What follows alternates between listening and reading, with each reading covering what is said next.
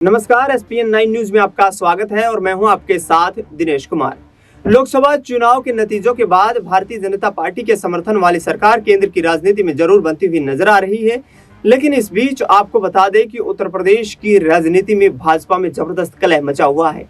एक तरफ प्रदेश अध्यक्ष भूपेंद्र चौधरी के इस्तीफे की बात की जा रही है, तो दूसरी तरफ योगी आदित्यनाथ की कार्यशैली को लेकर भी सवाल खड़े किए जा रहे हैं। उत्तर प्रदेश की राजनीति को साधने के लिए इस लोकसभा चुनाव में बीजेपी के पास इतना सुनहरा मौका था कि यहाँ राम मंदिर जैसे प्रज्वलित ज्वलंत मुद्दे को यहाँ पर भुना करके भारतीय जनता पार्टी विपक्ष का सफाया कर सकती थी, लेकिन उस रणनीति को तैयार करने में यहाँ पर बीजेपी नाकाम होती हुई नजर आई। राम मंदिर का मुद्दा जिस तरीके से चुनावी मुद्दों में हमने सर्वे किया, उसमें महज 1.5 से 2% लोगों के लिए एक महत्वपूर्ण मुद्दा था। उस मुद्दे को भारतीय जनता पार्टी ने 100% महत्वपूर्ण बनाने की कोशिश की, जबकि महंगाई, बेरोजगारी, किसानों के धरातल से जुड़े हुए मुद्दों को नदारद करने की कोशिश भी की गई। इस बीच आपको बता दें कि लोकसभा चुनाव में उत्तर प्रदेश के सियासी समीकरण में भाजपा को करारी हार का सामना करना पड़ा।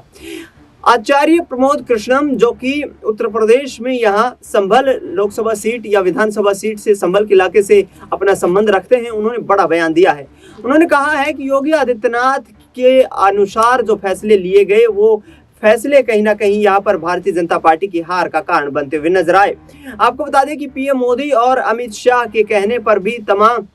उन प्रत्याशियों को यहाँ पर टिकट न दे पाना, और इसके साथ साथ योगी आदित्यनाथ ने जिन लोगों को चुनावी मैदान में उतरने के लिए आगे किया, उन लोगों को यहाँ से दरकिनार किया जाना भारतीय जनता पार्टी की हार का बड़ा कारण बना। इस बीच खबरें ये भी सामने आ रही हैं कि योगी आदित्यनाथ उत्तर प्रदेश के मुख्यमंत्री के तौर पर बने रहेंगे या नहीं, इस पर भी चिंतन मंथन लगातार बीजेपी हाईकमान के नेता कर रहे हैं, और ऐसे में उत्तर प्रदेश में बड़ा राजनीतिक खेल हो सकता है। यदि उत्तर प्रदेश की राजनीति में बड़ा राजनीतिक खेल होता है, तो यहाँ से उत्तर प्रदेश जैसा मजबूत किला भारतीय जनता पार्टी के हाथ से फिसल सकता है, और देश की राजनीति में 2029 तक के लोकसभा चुनाव का रास्ता तय करने में भी बड़ी जद्दोजहद करनी पड़ सकती है, क्योंकि इस लोकसभा चुनाव के बाद तमाम राज्यों में, हरियाणा,